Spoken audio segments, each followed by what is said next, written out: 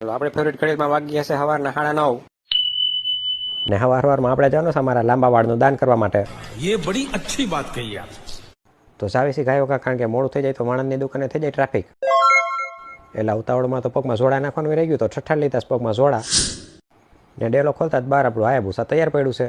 शाबाश बेटा. શેરીમાં નીકળતા જ આપણા બ્લેક સિક્યુરિટી ગાર્ડ દેખાઈ ગયા. अबे साले. ને હાઈવે ચડતા 4 બંગડી નહીં પણ 4 પોપોવાળી રેકડી દેખાઈ ગઈ. આ સિગ્નલ વાળી લાલ લાઈટને તો હું દુશ્મની હે કોણજાણ મારી, હું આવું ચાલુ થાય. तो रुको जरा. લ્યો સરકારી ખટારાએ હવારમાં કરી નાખ્યું પ્રદૂષણ.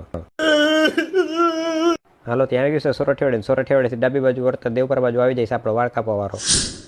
જો આવી ગયો તો હું મારા હેર સલૂનમાં. બાર સ્ટીકર મારા સ્ટેટુ સ્ટુડિયોના પણ છે, અંદર વાળ કાપવાની દુકાન. અમારા મોંઘેરા વાળ તો લઈ જાય છે પણ હારે પૈસા દેવા પડશે પાછા.